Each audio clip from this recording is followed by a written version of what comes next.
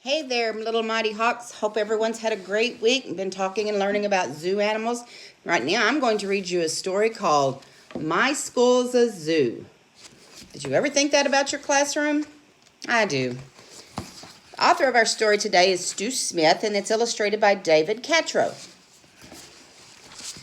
Yesterday's trip to the zoo left me feeling rather strange, like my life was somehow different or just about to change. My parents didn't look the same. I watched them snort and drool. My sister ate my homework. I'm glad it's time for school. As I climbed aboard the school bus, my heart began to race. The driver waved his hairy arms with banana on his face. Animals crammed in every seat. Where'd all the people go? There has to be an answer. I'll bet Miss Wright will know. I ran into my classroom, but my teacher wasn't there. I would have told the sub if she hadn't been a bear. There were beehives in my desk and lizards at my feet. A goat ate all my pencils. There were needles on my seat. By the time I got to art class, there was nothing I could do. There were pythons on the ceiling wreaking havoc with the new.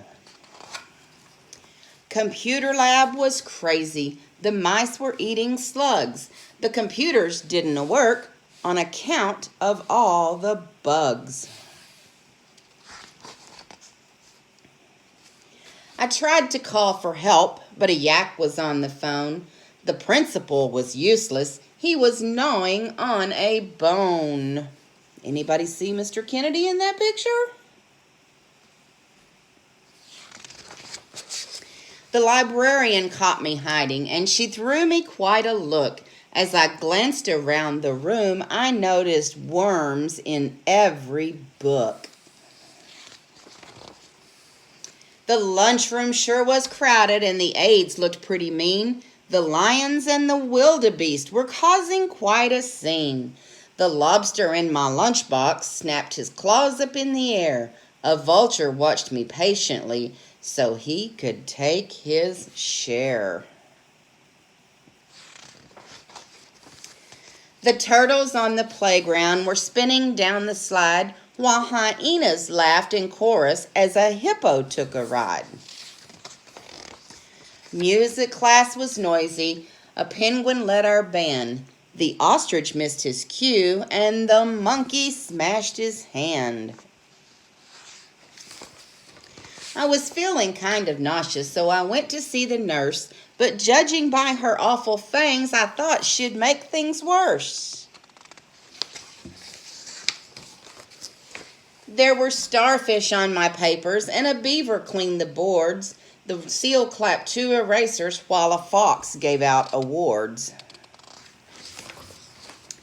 The bus ride home was dreadful. The skunks made quite a stink. Did the zoo trip cause this mess? I closed my eyes to think. The next thing that I knew, the driver tapped my hand.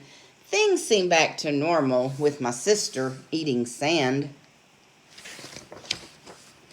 I sure hope that our next trip to the dinosaur display won't have the same effects as the zoo trip had today. But that could never happen. The dinosaurs are gone. At least I think they are. Then again, I could be wrong. I hope you've enjoyed talking about the animals. Go back and listen to this one again. See if you can figure out how many different animals were in this story. It listed animals on every page. Have your mom and dad help you. Maybe you can write them down. Go back, listen, have a try. I hope you get to visit a zoo sometime soon. We hope to see you all soon, and we love you. Have a great weekend. Mwah.